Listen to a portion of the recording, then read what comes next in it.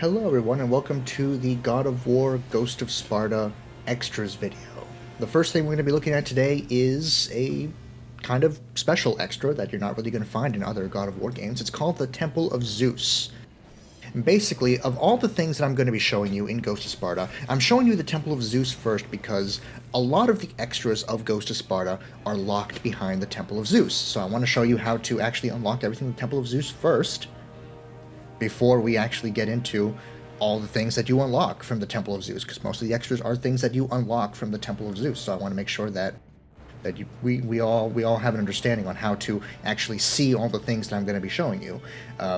First of all, you'll notice that in my playthrough, this is my footage, I've already completed the Temple of Zeus. I have unlocked all the things, so I can't really properly show it to you in my save file, so I will be borrowing from somebody else's video to have a better understanding of what exactly we need to do. So this is the PSP version.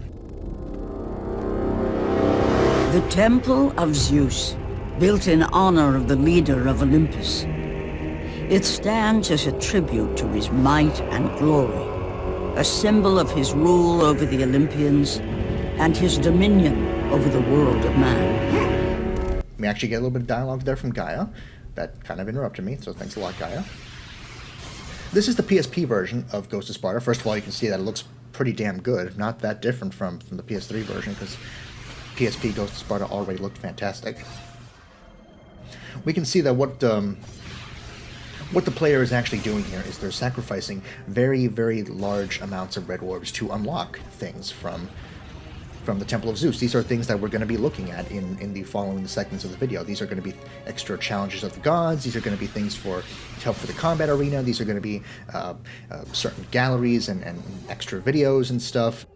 The majority of the extras are unlocked through the Temple of Zeus.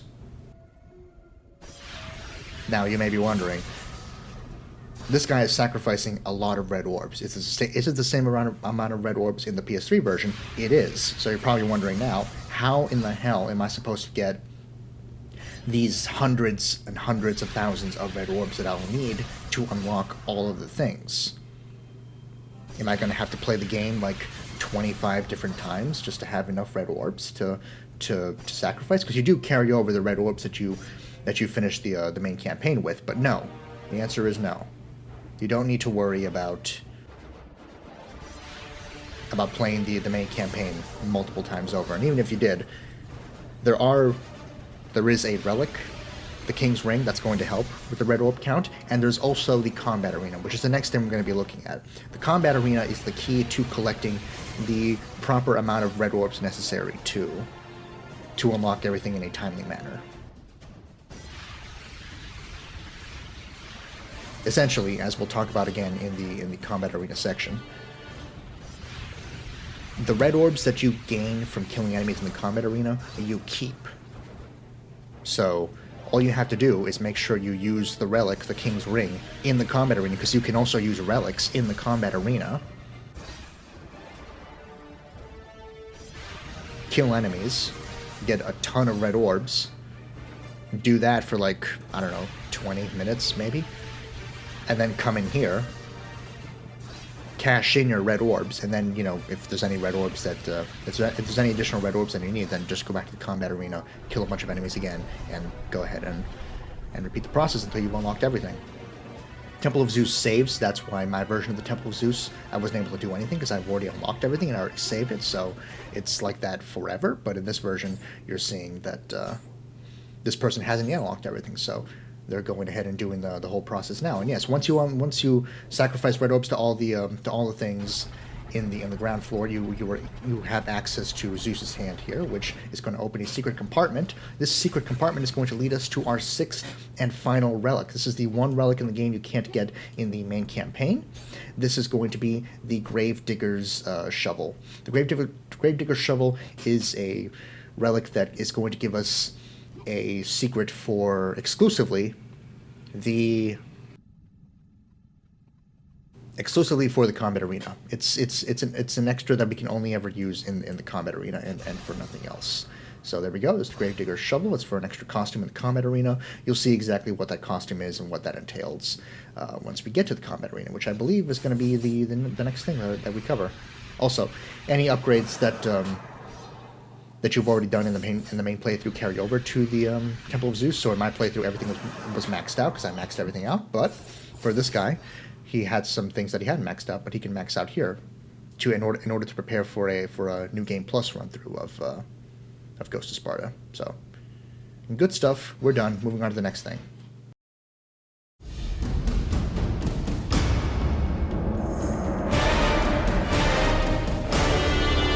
Okay, so now we're going to be talking about the Combat Arena and New Game Plus, but Combat Arena first, I think, is probably the best way to do it. So, through the Temple of Zeus, we can unlock a lot of extra stuff for the Combat Arena, a lot of different backdrops, creatures that we can take on, but we do get the Combat Arena just for beating the game normally. So, we have access to all the different costumes, including the Gravedigger, which is the reward for the Gravedigger shovel. We'll get into that a little bit more. We can play an arena on any difficulty, and we can slot in almost any enemy that we want. We can't slot in full-on bosses, so we can't slot in like Thanatos or Deimos to fight, but we can slot in a very, very large amount of enemies and sub-bosses to try our might against.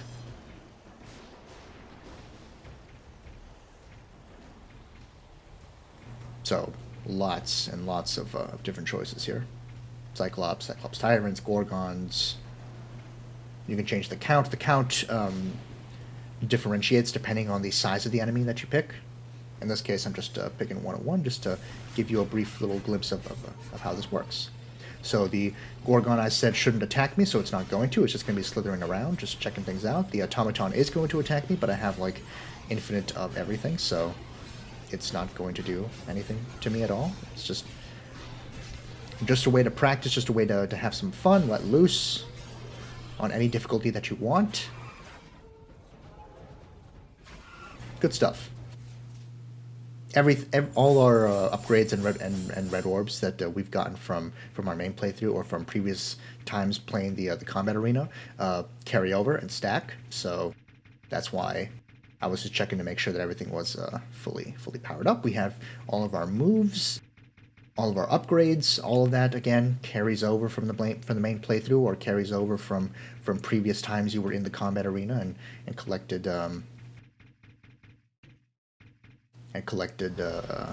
red orbs from this.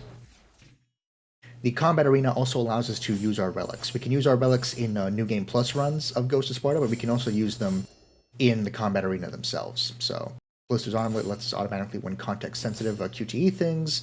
Ferretti's Ambrosia gives us a new attack. King's Ring is more red orbs. Bonds of Ares is infinite magic, which is kind of the most useless one for a combat arena, because you can give yourself infinite magic just naturally.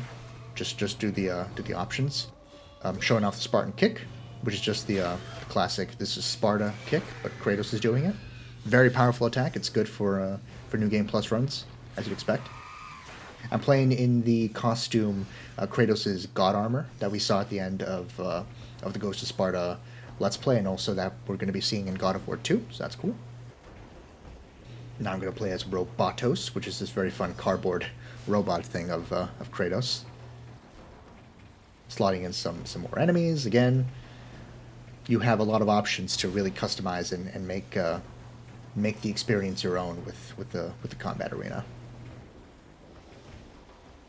Really practice up and really, of course, collect all the red orbs you need for the Temple of Zeus. So now I'm just speeding up, just showing you some various different encounters. I believe I'm going to turn on some of the stuff just to show off. Some of the relics just to show off what they do. The only relic I can't actually turn on for the combat arena is going to be Athena's Owl, because Athena's Owl only works in the actual main campaign. So you're going to be seeing someone else's footage when it's time to use Athena's Owl, just to show you what that does. It's pretty cool.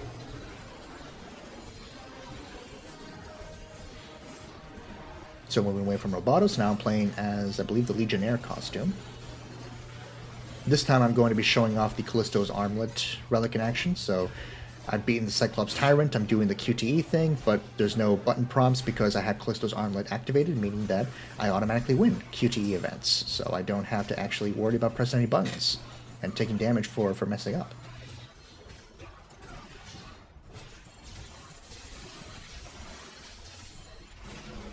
Here, by the way, I'm showing off the Boreas thing. This is something we're going to be seeing in action more. We'll be seeing that in action more during the actual Challenge of the Gods. Now you can even play as Deimos if you want. Unfortunately, he doesn't have Deimos' voice actor. This is still Kratos' voice actor for all this stuff, but still, it's pretty cool. It's good stuff.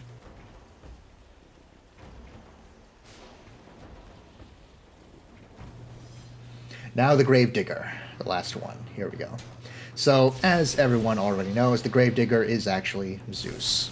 And because he's actually Zeus, anytime you pick the Gravedigger, you can just play as the mighty king of the gods himself, Zeus. Zeus has a very limited arsenal of moves. You can't even access the menu to see his attacks and combos and stuff. That's what I was trying to do when I was pausing the game, but any way you pause the game, it's just going to bring up the actual pause menu and not the actual upgrade menu, so no matter what you do, unfortunately, you're not going to be able to see Zeus's combos or the names of the weapons he has. But basically, he's holding a sword called the Blade of Olympus, and he's using the Gauntlet of Zeus from Chains of Olympus. He's using both those things in tandem to kick some butt here.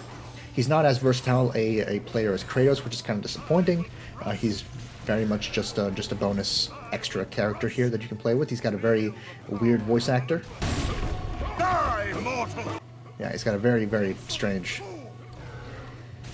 voice actor that doesn't line up with the Gravedigger or with how Zeus is going to sound like either in God of War 1 or in the later titles. So you're probably wondering, what happens if Zeus dies? Well, Zeus can't die. Anytime Zeus loses all its health, he does an insta-kill screen nuke attack that kills everyone on screen, which is very fun. But that's Zeus. Very, very bare bones, just a way to have some extra fun if you manage to unlock him. Here I'm showing something that I showed off in the main playthrough of Ghost of Sparta. This is the main menu. Again, just showing off all the display options, the actual options that you have to customize your experience. It's not many. Again, this is a very old title, a PSP title originally, so don't expect that many accessibility options here. Just the bare bones stuff that was acceptable back in 2010. The main thing that we're going to be looking at here is actually the New Game Plus feature. So I don't actually play the game in New Game Plus, but you can if you want. Basically, after you pick a difficulty, any difficulty you want, it's going to ask you to start a new game with your previous data. If you say yes, you're going to be able to start with all of your weapons, all of your red orbs, and all of the upgrades that you partook in your previous playthrough. You can pick a costume. All the costumes have a different skill. This is not my footage, by the way. I'm just showing off someone else's footage to show a little bit of New Game Plus, to show that you get to have all the weapons and armor and red orbs from your previous playthrough, and also to show off what Athena's owl does, because this player does use Athena's owl, so it's a good idea to show this footage just so you get an idea of what Athena's owl does. Athena's owl essentially lets you find hidden chests. Basically, the screen is going to glow green, and if the screen is glowing green, that means that there is something hidden nearby that you need to open. And once you open that hidden chest, then it's going to stop glowing green, and you will know that there is no more hidden items in the area. So as you can see, the screen is now glowing green. That means there is a hidden chest. It's obviously behind the door on the left there. And once this player opens it up and opens up the chest, we're going to see that the screen is going to stop glowing green. And yeah, there you go. Combat Arena New Game Plus. Next.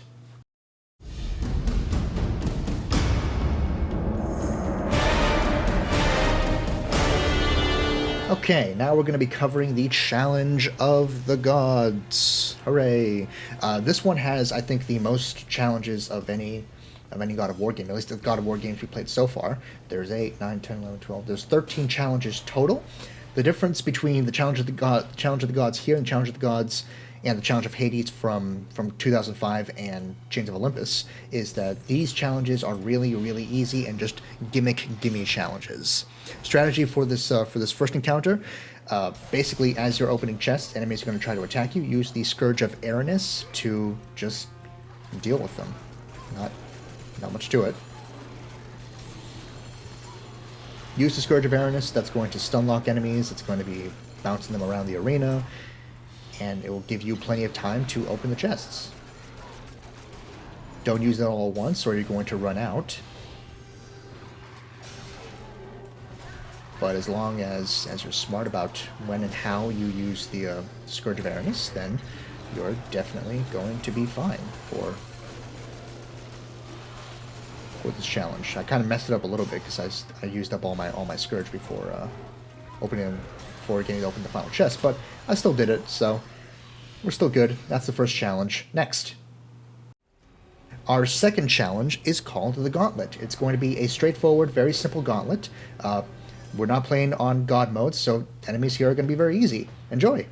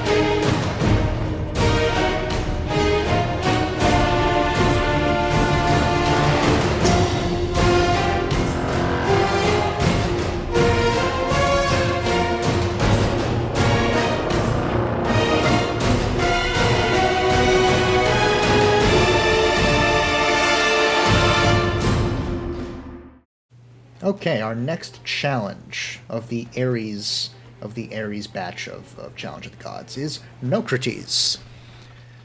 Alright.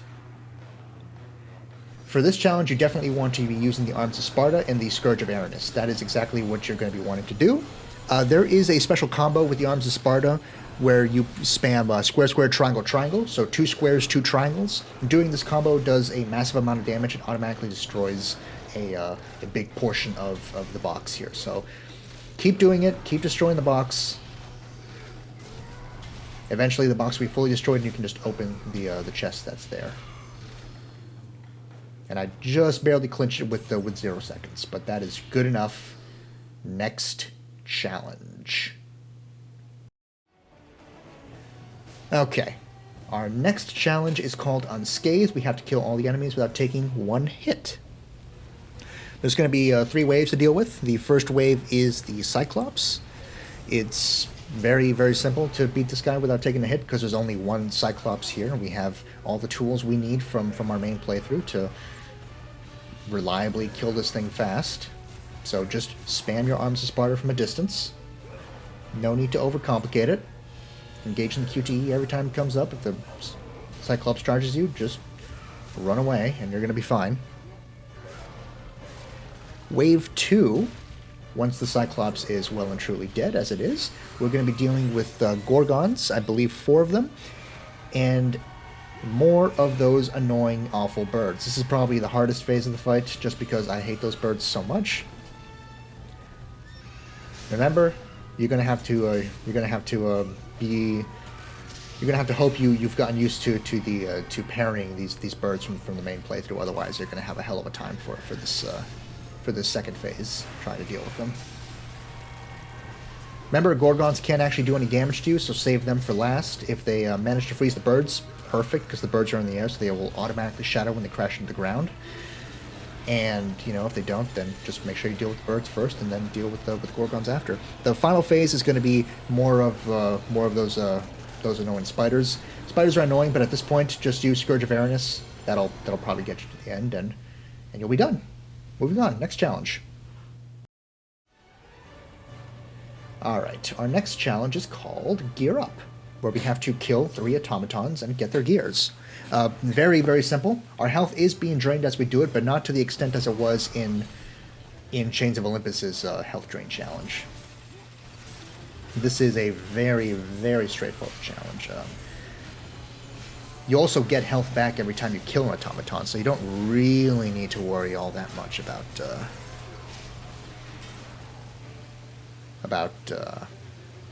dying here. At least not to health drain. Obviously, if you don't do a good job fighting the automatons, then you're going to have to be dealing with the fact that you're going to be losing a lot of health just from taking damage. But if you already know how to fight automatons, then this is going to be a very, very simple, straightforward exercise.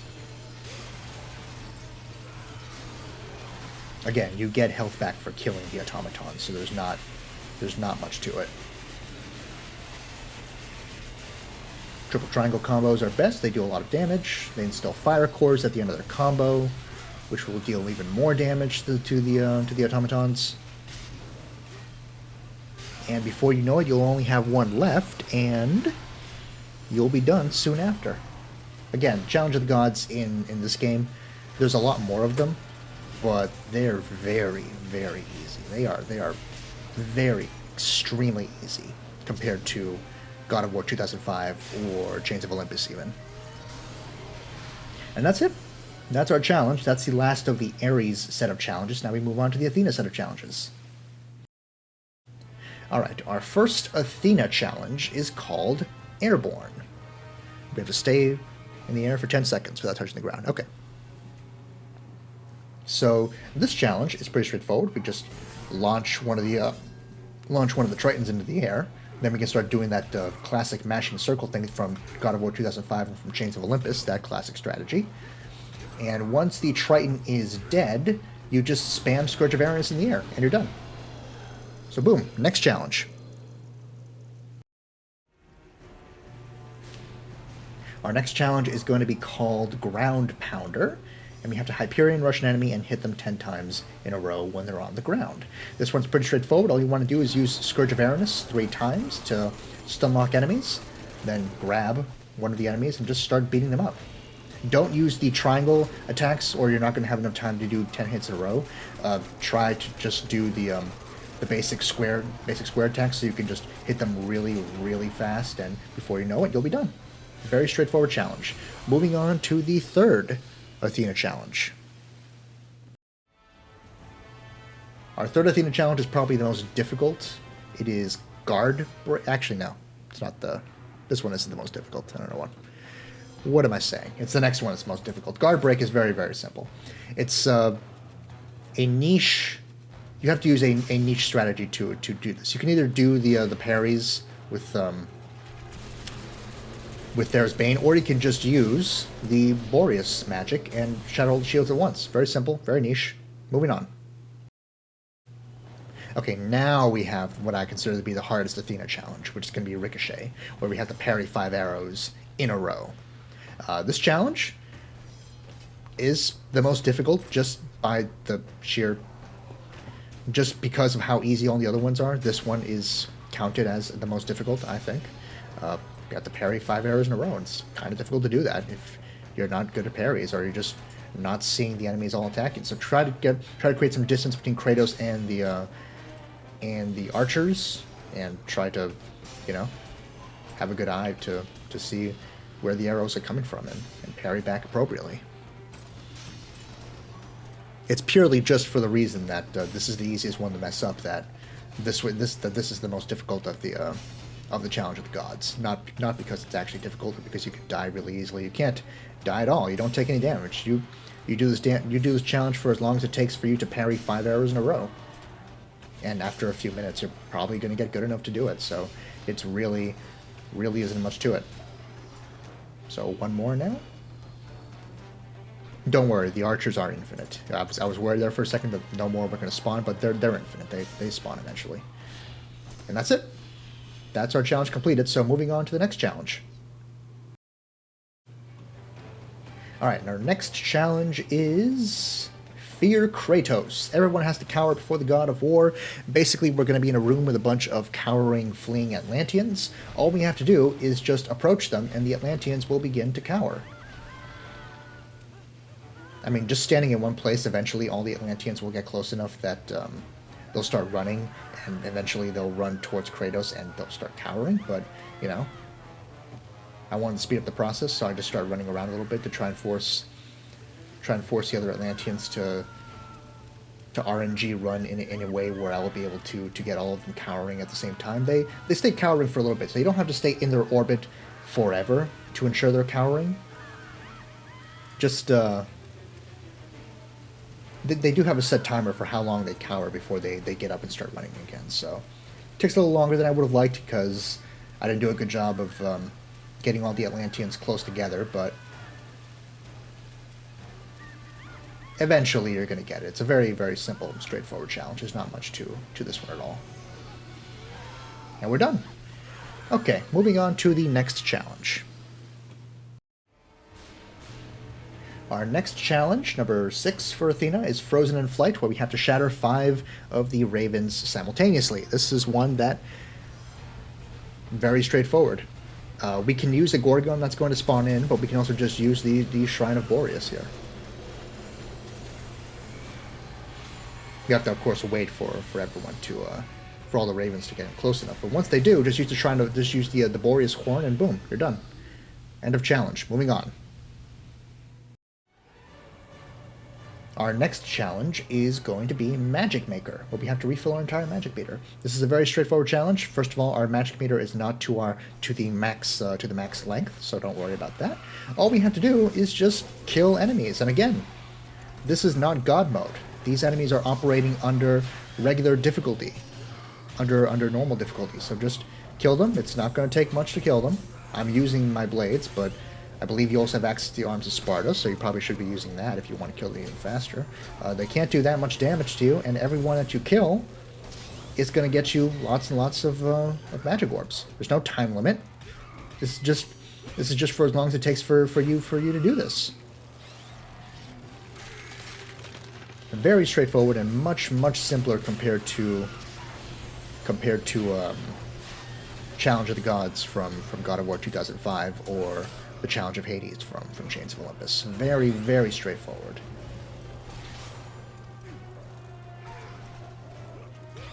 Killing the Gorgons is the fastest way to get magic orbs.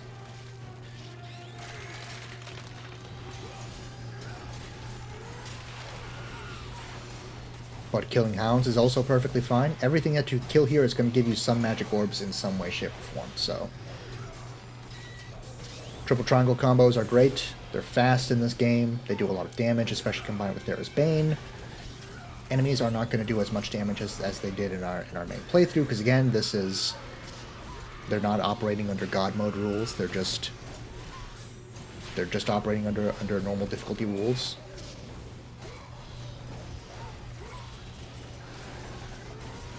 Almost done here.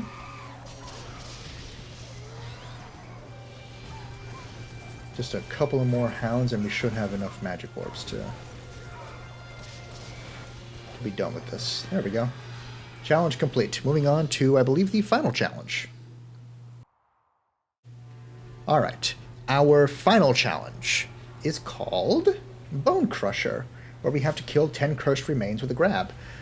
This is where you learn the fact that cursed remains die really, really effectively to Hyperion grapples. Just getting close to them, maybe stun them with the Scourge of Aranus, and just Hyperion grapple them. Hyperion grapple automatically kills them.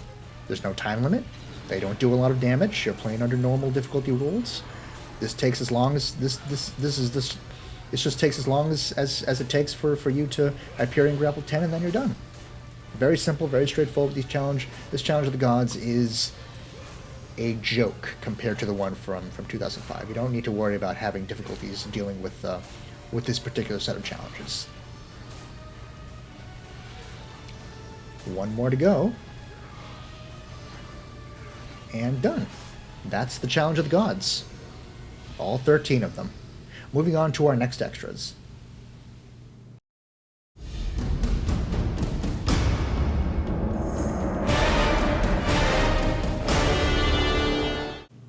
Alright, well, I hope you've all enjoyed the God of War Ghost of Sparta's extras. Very cool, very good stuff here. Now we're just going to be taking a look at some galleries and some videos. Just know that in the main playthrough of Ghost of Sparta, I went ahead and incorporated the 3 extras videos, the Marked Warrior, the Brother, and Pride of Sparta, into the actual main playthrough itself, because they're very good videos, they're canonical, they make sense to incorporate into the main story, so I incorporated those videos into the main story of the game. So if you want to watch those videos in context, I would recommend checking out the main playthrough. If you just want to watch them here as part of the extras, in conjunction with seeing the galleries, no problem with that either, because they're here as well. I hope you all enjoyed. I don't really have anything more to say. Ghost of Sparta is a fantastic game. I really enjoyed Let's Playing it, and editing it all together, and taking the extras videos and incorporating those. I really liked how this playthrough came out, so I hope you all enjoyed too. And I'll see you all next time for another little interlude chapter. And then after that interlude chapter, we'll get into the beginning of the end with God of War 2, and then God of War 3. And then the Greek saga will be done. So, again, hope you all enjoyed. I'm going to leave you to enjoy the rest of these galleries and the videos. And yeah, I'll see you all next time. Bye-bye, and have a great day.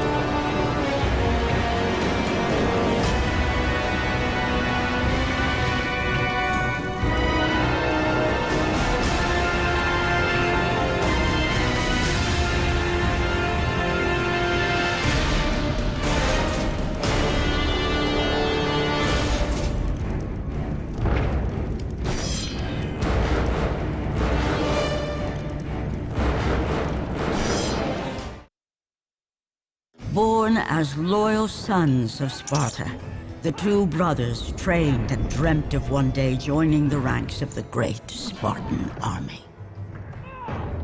But that never was to be.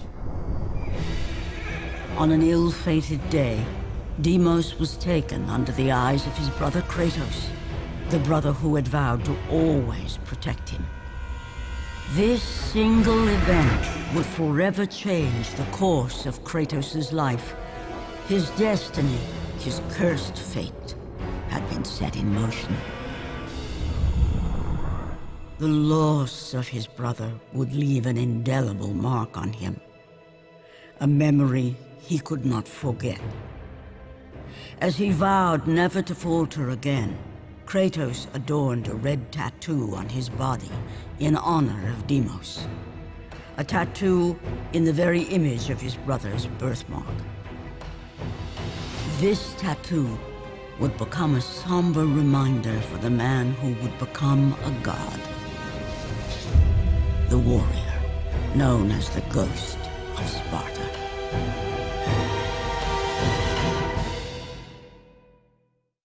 They came to retrieve the marked warrior, a mark they saw on the body of Deimos.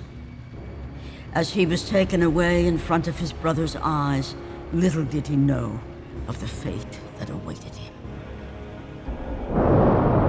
Ares would bring him to the domain of death, realm of Thanatos, a place no mortal had ever dared set foot.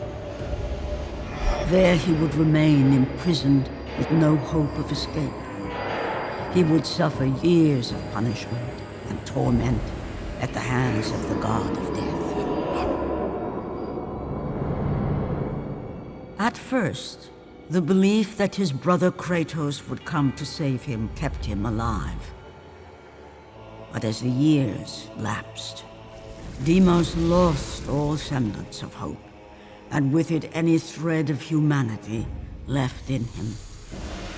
The anger, the vengeance seethed within him and lay dormant for decades. With little sanity left, it was this rage that made him endure, believing the day would come when he would once again face the brother who abandoned him. For ages, the statue of Ares, son of Zeus, stood guard on the highest plateau above the great city of Sparta, keeping a watchful eye on the lands of Laconia. The Spartans lived in reverence to the god of war, as his ruthless reign remained seemingly endless. But the day would come when his rule would be challenged. Kratos, a Spartan general, would slay Ares and take his place as the new god of war amongst the rulers of Olympus. The Spartans would see him as one of their own, a true son of Sparta, and a just ruler of their great city. It wasn't long before the effigies of Ares disappeared from around the city, and in their place, statues were erected in the honor of Kratos, the new god of war.